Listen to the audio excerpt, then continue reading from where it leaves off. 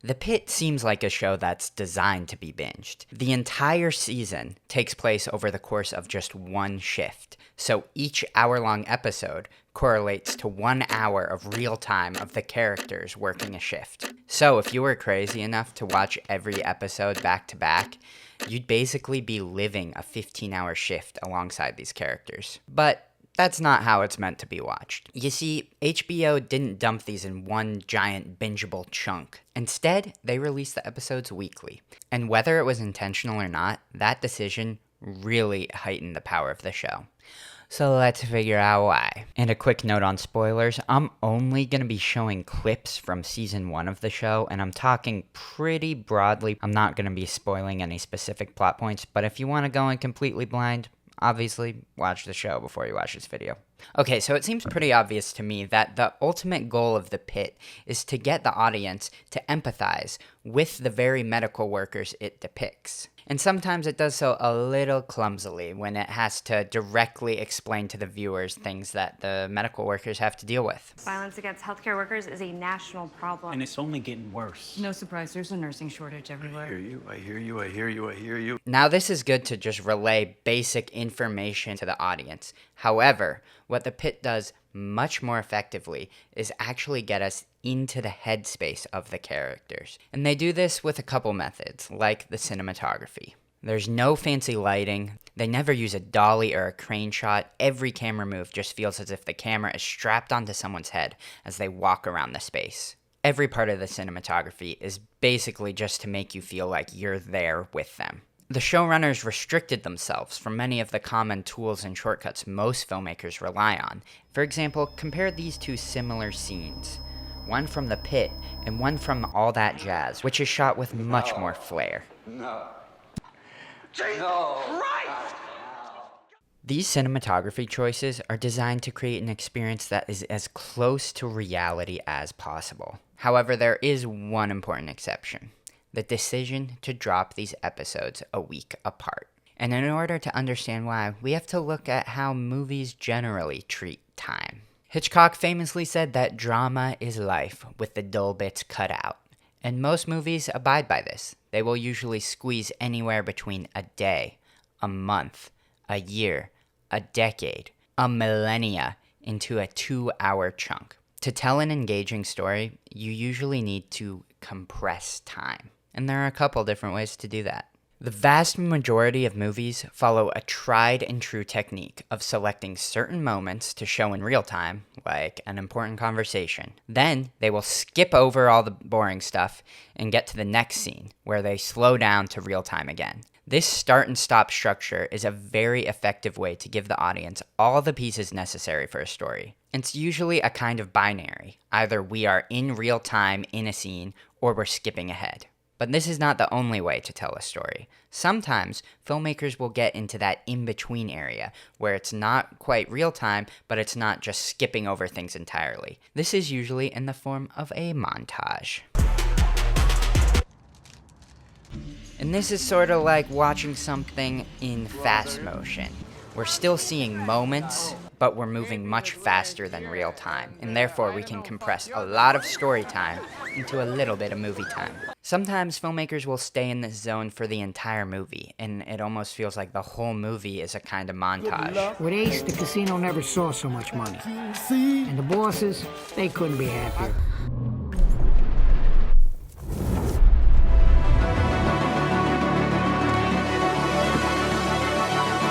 With this technique, filmmakers can be much looser with time, and they dip in and out of real time as much as they want. They can slow down, speed up, and even go backwards. But this treatment of time is most removed from how we actually experience it on a day-to-day basis. It functions more as a memory or an imagination. But on the other end of the spectrum, there are movies that don't compress time at all, the ones that happen in real time.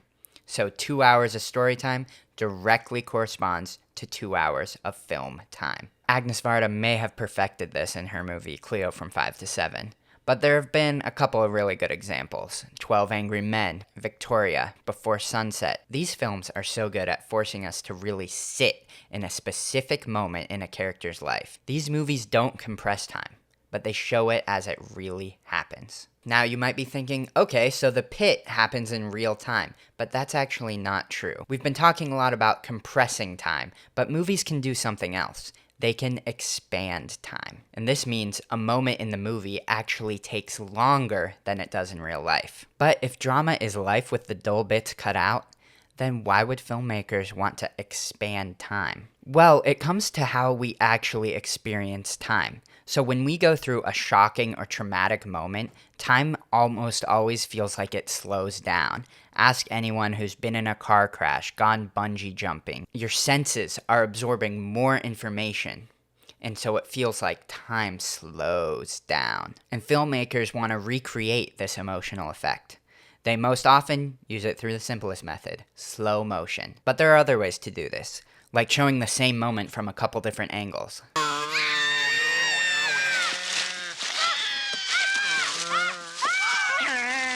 These techniques are perfect for conveying that momentary shock that is central to the human experience. But they very rarely last for more than a couple seconds. That is until the pit. And it does something I haven't ever seen before. It uses that slow motion technique throughout its entirety.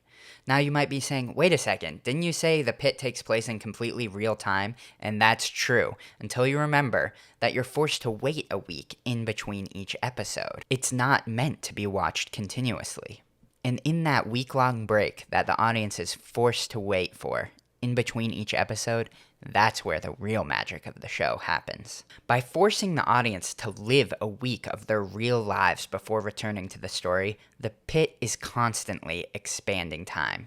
It's like we're watching their entire shift, but in slow motion, so a day is stretched out to 16 weeks. Now, obviously, the actual runtime of the show is still technically in real time, but the forced breaks do a lot of work to add to the experience of what it's like to actually be a medical worker. Now, obviously, I'm a filmmaker. I'm not a medical worker, so I don't really have the authority to say what these people are actually feeling. But from the show, we can gather it's a pretty traumatizing place to work. Any particular patient is going through one of the worst experiences of their lives, and our heroes must constantly support them. They must switch back and forth between patients, and the pressure never lets up. Every single day consists of a trauma that the rest of us would probably carry for the rest of our lives. And on top of that, they have to perform at the highest level. Any mistake could drastically alter someone's life forever. It's basically living 16 hours in that heightened adrenaline-filled state that most filmmakers use slow motion to convey for only a couple moments. So by incorporating the week-long breaks, it effectively creates a new kind of slow motion, demonstrating how each day working at an ER would feel much, much longer. And when you really think about it, watching this show is a mind-boggling experience, kind of on par with watching a Christopher Nolan movie. 5 minutes in the real world gives you an hour in the dream. Because when I finished it, I thought back on the last 4 months of my life. A lot has happened in my life over that time. And yet, at the same time, I've been living inside just one day of these medical workers. And as someone who actually did binge season 1, I found that watching season 2 as it came out each week was a much more enriching experience. The real time I lived plays a part in the story, as it kind of gives you time to process everything you saw over the course of an episode, but also expanded the time of the characters to make you really feel how long each day feels for them. And that is just such a unique and never really before seen way of connecting us directly to the character's emotional experience.